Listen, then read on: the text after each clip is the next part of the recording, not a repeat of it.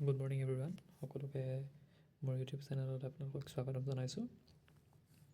পোনপ্ৰথমে আজি আমি এটা ভেকেঞ্চিৰ বিষয়ে ক'ব লৈছোঁ। এইটো ভেকেঞ্চিটো হৈছে এপ্ৰেণ্টিচিপ, যোনটো আপোনাৰ IOCL-ত এপ্ৰেণ্টিচিপ ওলাইছে। আৰু আগতে কৈ দিছোঁ, এইটো কোনসকলৰ বাবে নহয়, যিসকল ইঞ্জিনিয়াৰিং গ্ৰেজুৱেট তেওঁলোকৰ বাবে এই এপ্ৰেণ্টিচিপটো নহয় ইয়াত। আৰু আপোনালোকৰ ইয়াত মানে মেইনলি যিসকলে ডিপ্ল'মা কৰিছে তেওঁলোকে কৰিব পাৰিব, আৰু যাৰ নৰ্মেল BSc বা BA আছে বা যিসকলে নৰ্মেল HS পাছ কৰিছে তেওঁলোকৰ বাবে সেইটো। আৰু ইয়াতে কি ট্ৰেডত ওলাইছে আৰু কি আছে, কেনেকৈ এপ্লাই কৰিব লাগিব আৰু কি আপোনালোকৰ ডকুমেণ্ট লাগিব, সেইখিনি গোটেইখিনি এবাৰ আমি ইয়াতে ডিছকাছ কৰি লওঁ।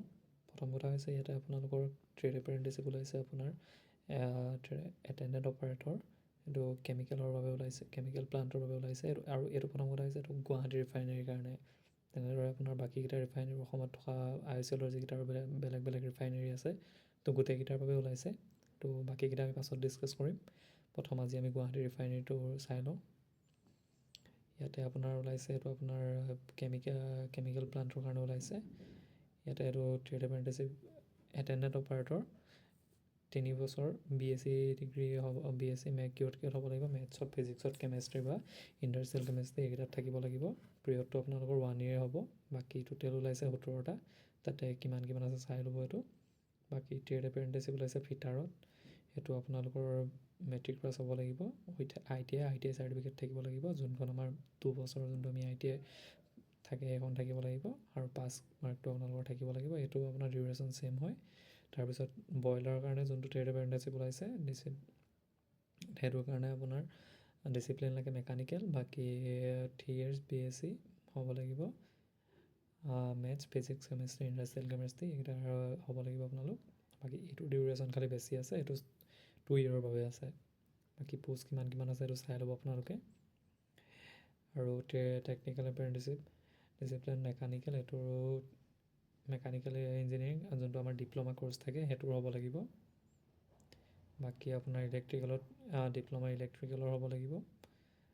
তাৰপিছত বাকী তেনেকৈ টেকনিকেল দিছে, এইটো ইনষ্ট্ৰুমেণ্টেশ্যনৰ বাবে ওলাইছে, সেইটোৰ আপোনাৰ 3 year ডিপ্ল'মা ইনষ্ট্ৰুমেণ্টেশ্যনত হ'ব লাগিব, বা ইনষ্ট্ৰুমেণ্টেশ্যন এণ্ড ইলেক্ট্ৰনিক্সো হ'ব, বা ইনষ্ট্ৰুমেণ্টেশ্যন কণ্ট্ৰলো হ'ব। তেনেকৈ বাকী এপ্লাইড ইলেক্ট্ৰনিক্স এণ্ড ইনষ্ট্ৰুমেণ্টেশ্যন ইঞ্জিনিয়াৰিং, মানে যোনকেইটা ইনষ্ট্ৰুমেণ্টেশ্যনৰ এফিলিয়েটেড ব্ৰাঞ্চ থাকে সেইকেইটা হ'লেও হ'ব, এইটো কথা নাই। বাকী আপোনাৰ ছেক্ৰেটেৰী এছিষ্টেণ্ট ওলাইছে 3 year, এইটো BA BSc BCom হ'ব লাগিব। এইটো 15 monthৰ কাৰণে আছে খালি, এইটো 1 year নহয়, চাই ল'ব এইকেইটা আপোনালোকে। বাকী আপোনালোকৰ ডাটা এণ্ট্ৰি অপাৰেটৰ কাৰণে ওলাইছে, এইটো এটা ফ্ৰেছাৰৰ কাৰণে। ইয়াত দুটা আছে ডাটা এণ্ট্ৰি অপাৰেটৰ, এটা ফ্ৰেছাৰৰ কাৰণে ওলাইছে আৰু এটা স্কিল চাৰ্টিফিকেট হোল্ডাৰ। যাৰসকলৰ মানে এটা যিটো data entry operator skill certificate থাকে তেওঁলোকে এইটো যোনটো ছেকেণ্ডটো এপ্লাই কৰিব পাৰিব, আৰু যাৰ নাথাকে, যিসকল ফ্ৰেছাৰ হয় তেওঁলোকে অকল প্ৰথমটোৱে এপ্লাই কৰিব পাৰিব।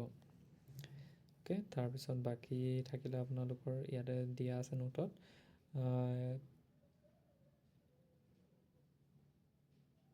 সেইটো আপোনালোকৰ ইমান কথা নাই বাৰু, এইখিনি ইমান কেছ নাই। বাকী যিখিনি ইম্পৰ্টেণ্ট মই সেইখিনি আপোনালোকক কৈ গৈছোঁ। আপোনালোকৰ ইম্পৰ্টেণ্ট ক্ৰাইটেৰিয়া যোনখিনি আছে, কোৱালিফিকেশ্যন ক্ৰাইটেৰিয়া কি হ'ব লাগিব, আপোনালোকৰ অলৰেডি পাছ কৰিব লাগিব যোন মানে ধৰি লওক candidates already pass the prescribe qualification.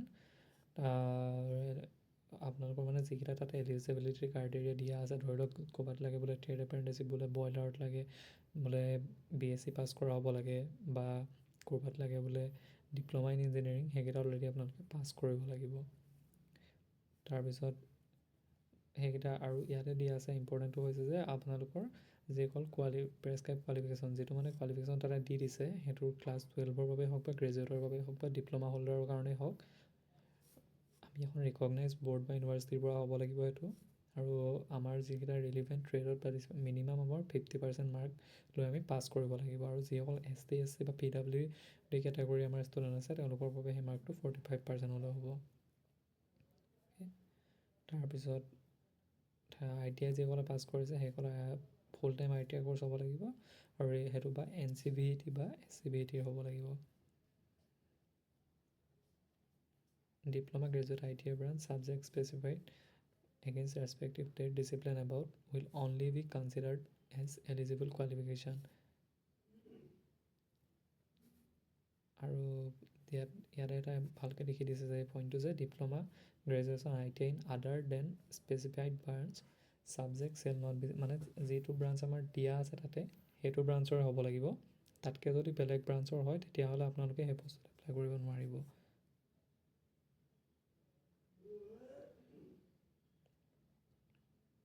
আৰু যিসকল ফ্ৰেছ এপ্ৰেণ্টিচিপ তেওঁলোককে কনচিডাৰ কৰিব। ধৰি লওক এতিয়া কোনোবাই বোলে অলৰেডি আগত এবাৰ এপ্ৰেণ্টিচিপ কৰি গ'ল, তেওঁলোকে পুনৰ আকৌ এই বস্তুত এপ্লাই কৰিব নোৱাৰিব।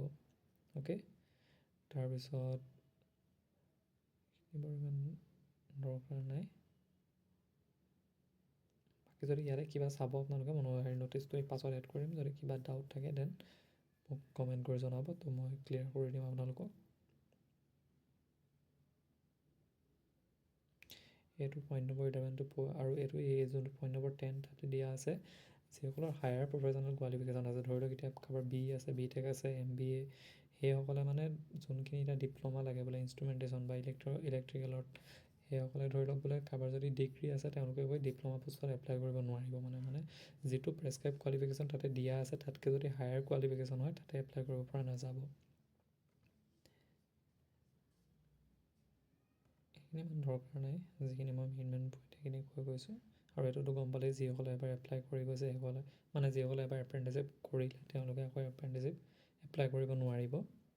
বাকী এইটো এজ লিমিটটো দিয়া আছে, মিনিমাম 18 years হ'ব লাগিব আৰু মেক্সিমাম 24 year হ'ব লাগিব। আৰু সেইটো কেতিয়ালৈকে হ'ব লাগিব, যিটো 30/11/2025 এইটো হ'ব লাগিব। এই মানে এজ ক্ৰাইটেৰিয়াটো আপোনালোকে মানে এইটোৰ ভিতৰত থাকিব লাগিব, তেতিয়াহে আপোনালোকে পাৰিব মানে এপ্লাই কৰিব। আৰু মাৰ্কশ্বিট চাৰ্টিফিকেট ইছ্যু পায়। আৰু মানে আপোনালোকৰ যিটো আপোনাৰ এজৰ কাৰণে যিটো আপোনাৰ মানে এজ প্ৰুফ লাগিব ন, সেইটো আপোনালোকৰ মাৰ্কশ্বিটখন লাগিব বা পাছ চাৰ্টিফিকেট লাগিব, যিখন আমাৰ মানে মেট্ৰিকৰ মাৰ্কশ্বিটখন থাকে বা পাছ চাৰ্টিফিকেটখন, সেই দুখনৰ ভিতৰত কোনোবা এখন হ'লে হৈ যাব।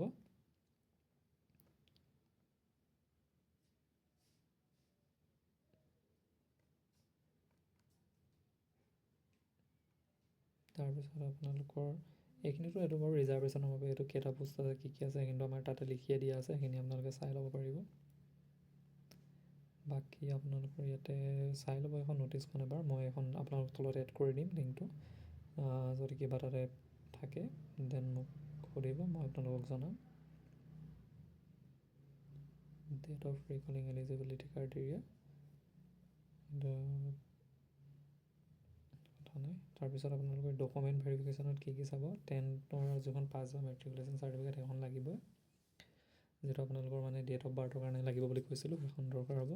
ক্লাছ 12ৰ যিখন মাৰ্কশ্বিট আছে সেইখন আপোনালোকৰ লাগিব, বা যিসকলে মানে 12 পাছ লেভেলৰ এপ্লাই কৰে সেইসকলৰ কাৰণে 12ৰ মাৰ্কশ্বিটখন লাগিব। যিসকলে ডিগ্ৰীৰ কাৰণে এপ্লাই কৰিছে, ডিগ্ৰী লেভেলৰ পোষ্টৰ কাৰণে এপ্লাই কৰিছে বা ডিপ্ল'মা লেভেলৰ পোষ্টৰ কাৰণে এপ্লাই কৰিছে, তেওঁলোকৰ কাৰণে ছেমিষ্টাৰ ৱাইজ যিখন মাৰ্কশ্বিট থাকে সেইখন দৰকাৰ হ'ব। তাৰপিছত আমাৰ যিসকলে ITIৰ বাবে এপ্লাই কৰিছে, ITI পোষ্টৰ বাবে এপ্লাই কৰিছে, তেওঁলোকৰ যোনখন পাছ চাৰ্টিফিকেট থাকে মানে সেইখন দৰকাৰ হ'ব। ধৰি লওক কোনোবাই ফিটাৰত ITI কৰিছে, তেওঁলোকৰ যোনটো ফিটাৰ ট্ৰেডৰ যোনখন পাছ চাৰ্টিফিকেটখন থাকিব বা পাছ লাইচেঞ্চখন থাকে সেইখন দৰকাৰ হ'ব। তাৰপিছত বাকী সেইখিনি আপোনালোকে ইয়াতে চাই ল'ব কি কি আছে, ইমানটো কথা নাই ইয়াতে, সেইখিনিয়ে দৰকাৰ হয় আপোনালোকক।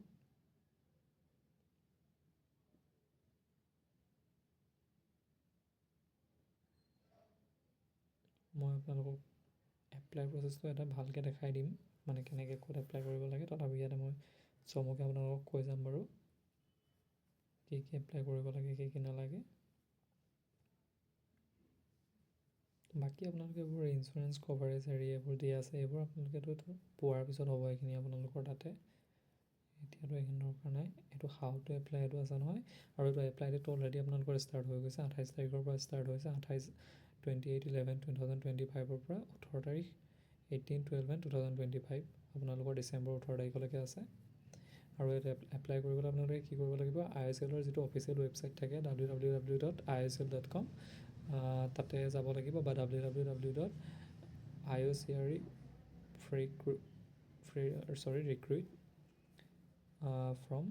recruit.in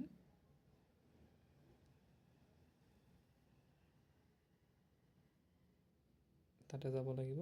তাৰপিছত আৰু প্ৰথম কথা হৈছে আপোনালোকে তাৰ যোৱাৰ আগতে আপুনি নেপছ বা নেটছ পৰ্টেলত ৰেজিষ্টাৰ কৰি ল'ব লাগিব। সেইটো যদি নাজানে তেন্তে মোক জনাব, মই কেনেকৈ তাতে ৰেজিষ্টাৰ কৰিব লাগে সেইখিনি কথাও কৈ দিম। মানে ভিডিঅ' এটা লৈ আহিম নেটছ বা নেটছ পৰ্টেলত গৈ কেনেকৈ আপোনালোকে ৰেজিষ্টাৰ কৰিব লাগে।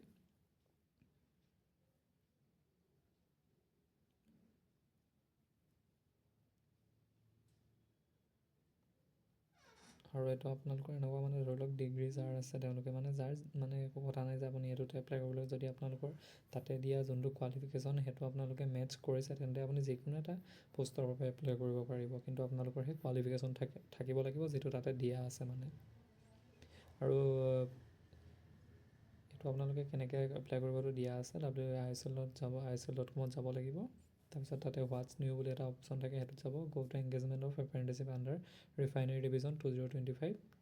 তাৰপিছত click on detail advertisement of Guwahati refinery to refer to the advertisement, click here. এইটো মই আপোনালোকক ইয়াত এনেকৈ ক'লে বুজি নাপাব, মই ভিডিঅ' এটা লৈ আহিম বাৰু কেনেকৈ এপ্লাই কৰিব লাগে সম্পূৰ্ণ প্ৰচেছটো। তাৰপিছত আপোনালোকৰ এটা এক্টিভ ইমেইল ID, সেইটোতো আজিকালি চবৰে থাকেই। তো সেইখিনি আপোনালোকৰ আগতে ঠিক কৰি ল'ব, যাতে আৰু আপোনালোকৰ যোনটো ইমেইল দিব বা যিটো ফোন নম্বৰ দিব সেইটো আপোনালোকৰ মেক চিয়ৰ কৰিব যাতে সেইটোত SMS আহে, কাৰণ আপোনালোকৰ OTP আহিব। তো আৰু আপোনালোকৰ সেইখন অনলাইন এপ্লিকেশ্যনেই কৰিব লাগিব। বাকীটো নাই, বাকী ইয়াতে যিখিনি আছে সেইখিনি আপোনাৰ এইটো গুৱাহাটীৰ কাৰণে হয়, এইটো আগতে কৈছিলোঁ মই গুৱাহাটী ৰিফাইনেৰীৰ কাৰণে। বাকী তেনেকৈ আৰু বাকীকেইটা ৰিফাইনেৰীৰ কাৰণেও আছে, সেইকেইটাও মই লৈ আহিম কি কি আছে। এইখিনিত আজি ইমানেই আছিল। মই আৰু আপোনালোকক কেনেকৈ এপ্লাই কৰিব লাগে সেইটো মই জনাই দিম। আৰু আপোনালোকৰ মানে যোনটো ডকুমেণ্ট ভেৰিফিকেশ্যন, মানে যিসকল চিলেক্ট হ'ব সেইসকলৰ ডকুমেণ্ট ভেৰিফিকেশ্যনৰ কাৰণে টেণ্টেটিভ ডেট এটা দিয়া আছে, সেইটো আছে 27। মানে যিসকল চিলেক্ট হ'ব তাৰ কাৰণে সেইসকলৰ যোনটো ডকুমেণ্ট ভেৰিফিকেশ্যন হ'ব সেইটো 27 মানে ডিচেম্বৰৰ 27 তাৰিখে হ'ব পাৰে। এইটো কিন্তু টেণ্টেটিভ ডেটে দিয়া আছে হা।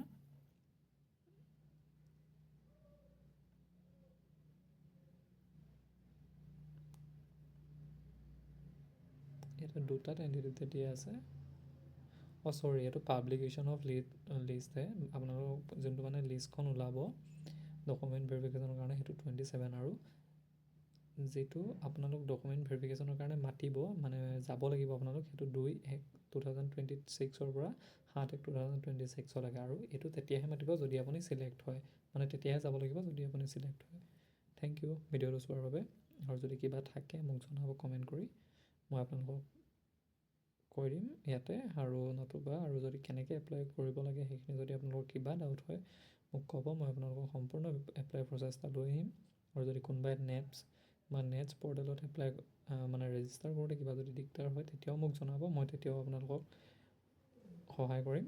বেলেগ একো নাই, সিমানেই। এপ্লাইটো জাষ্ট এপ্ৰেণ্টিছশ্বিপ হয়। যিসকল ধৰি লওক এতিয়া ফ্ৰেছাৰ্ছ ওলাইছে বা যিসকলে ডিগ্ৰী ডিপ্ল'মা কমপ্লিট কৰি ওলাইছে তেওঁলোকৰ বাবে এইটো ভাল কৰি থ'লে। প্লিজ আপোনালোকৰ কিবা এটা মান্থলি ষ্টাইপেণ্ডো আহি থাকিব, আপুনি লগালগ প্ৰিপেৰেশ্যনো কৰিব পাৰিব আপুনি কিবা যদি কৰি থাকে। আৰু যিসকলে মানে এটা এক্সপিৰিয়েঞ্চো হ'ব এনেকুৱা ৰিফাইনেৰীত কাম কৰা, তো ভাল হয়। যিসকলে এপ্লাই কৰিম বুলি ভাবিছে কৰি দিব।